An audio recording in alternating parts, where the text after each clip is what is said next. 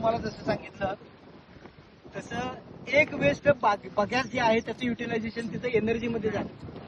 आता आतली sugar फॅक्टरीची process जेव्हा होते रसापासून साखर तयार करण्याची, त्यातनं दोन प्रकारचे वेस्ट बाहेर पडतात. एकाला म्हणायचं मळी आणि दुसरं ते लिक्विडचे बाहेर पडतात प्रेस मड. त्याला इंग्रजीमध्ये काय म्हणतात मळीला? Press mud. आता ही प्रेस मड बऱ्याच वेळा आपण पेपरमध्ये वाचतो की शुगर फॅक्टरीची मळी पाण्यात मिसळली आणि मासे पडले पोहायला. वाचतो की नाही आपण? थोडक्यात पाण्याचं काय झालं रे? पोल्युशन झालं. म्हणजे थोडक्यात अत्यंत ऍसिडिक असतं. असं ऍसिडिक नेचरची प्रेस मड जर नदी नाल्यामध्ये सोडली तर अक्वॅटिक लाईफ डेंजर मध्ये येऊ शकते. म्हणून या फॅक्टरीने काय केलं, हा कॉन्क्रीटचा एक फ्लोअर तयार केला. मी तुम्हाला वर्गामध्ये एक विंड्रो शब्द सांगितला, विंड्रो. तर हे असं जे काय पसरवलंय ना हे विंड्रो आहेत. ह्याला काय म्हणायचं? फॅक्टरीमधनं ट्रॉल्यांमधनं येणारा जो प्रेस मड आहे तो असा पसरवायचा आणि पसरवल्यानंतर आता हे वरती ऍटमॉस्फिअरला ओपन आहे म्हणजे कंपोस्टिंग कुठलं होतंय? Aerobic composting. आता एरोबिक कंपोस्टिंग मध्ये जसं कार्बनचं प्रमाण कार्बन डायऑक्साईड लिबरेट होईल तसं जे टाकलेलं मटेरियल आहे ते गरम व्हायला लागतं.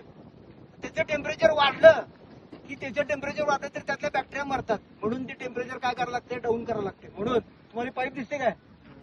हे खाली एक दोन येताना टँक दिसले बघा, त्याच्यात स्पेंट वॉश टाकतात आणि ते स्पेंट वॉश परत याच्यावरती काय करतात?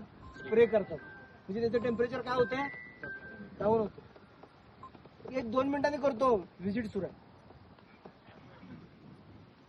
एक साधारणपणे 50 ते 60 दिवसानंतर याचा कलर हळूहळू काय होतोय? चेंज होतोय आणि चांगल्या प्रकारे ते मातीसारख्या शेपमध्ये, मातीसारख्या कलरमध्ये ते कन्वर्ट होतंय.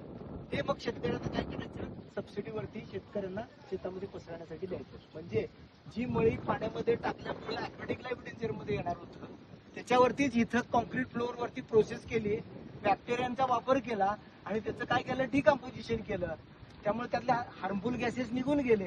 राहिलेला जो सॉलिड मॅटर आहे हे चांगल्या पद्धतीचं खत आहे, ते शेतामध्ये शेतीसाठी चांगलं पीक येण्यासाठी वापरू शकतो. आलं लक्षात? आता सगळं स्पेंट वॉश इथं वापरलं जात नाही. शिल्लक राहिलेले स्पेंट वॉश जे आहे त्याच्यापासून अल्कोहोल तयार करतात, त्याच्यापासून स्पिरिट तयार करतात. त्या फॅक्टऱ्या पलीकडच्या बाजूला त्या तिकडे बघायच्या. आणि मगाशी मी तुम्हाला दुसरं सांगितलं की जो ऊस येतो ते सगळा प्रत्येक वेळी ट्रॉलीमधनच येतोय असं नाही. ज्या शेतकऱ्याची कॅपॅसिटी कमी आहे, क्वांटिटी कमी आहे, असे शेतकरी काय करतात? बैलगाड्यांमधनं आणतात. मग ते बैलगाड्या थांबायचं ठिकाण तिथं आहे, त्याला गाडी अड्डा म्हणतात. मग बैल थांबला की बैलाचं शेण पडतंय तर ते सगळं शेण गोळा करतात आणि अर्थवॉर्म म्हणजे गांडुळाचा वापर करून त्याचं चांगल्या पद्धतीने खत तयार करतात. तो प्लांट तिकडे आहे, तो बघूया. वाटेत तुम्हाला स्पेंट वॉश अल्कोहोल तयार करायची फॅक्टरी दाखवतो, बाहेरनच बघायची. मात्र वर्मी कंपोस्टिंग डिटेलमध्ये बघू आणि मग चालू. तर आपल्याला ह्याच्या पुढचा जो टॉपिक आहे तो इंडस्ट्रियल वेस्ट आहे. कुठल्या कुठल्या इंडस्ट्री मार्केटमध्ये आहेत? तर आता आपण एका इंडस्ट्रीवरती आलो, ती शुगर इंडस्ट्री आहे.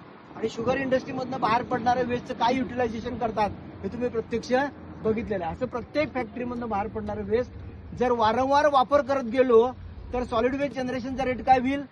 कमी होईल. आणि आपल्याला नवीन नॅचरल रिसोर्सेस तयार करण्यासाठी जे जंगल तोडा करावं लागणार आहे त्याचं प्रमाण काय होईल? कमी कमी होत जाईल आणि वातावरणामधलं पोल्युशन कमी होईल. आणि आपणाला जो कचरा गोळा होऊन त्याचे जे काय ड्रॉबॅक आहेत ते आपणाला त्याचा त्रास काय होईल? कमी होईल. म्हणून आपण नेहमी 4 R लक्षात ठेवायचे. पहिला रिड्यूस, दुसरा रियूज, तिसरा रिसायकल आणि रिकव्हरी. तर जसं मगाशी तिथनं तुम्हाला तो रिकव्हरीचा प्रकार आहे. कुठला? सॉलिड वेस्ट जाळलं आणि त्यातनं एनर्जी जनरेट केली म्हणजे रिकव्हरी झाली की नाही. हे सुद्धा काय आहे सांगा? रिसायकल आहे. प्रोसेस केली त्यामुळे हे परत वापरतात, शेतामध्ये पसरलं त्यामुळे पीक चांगलं येणार. ही रिसायकलची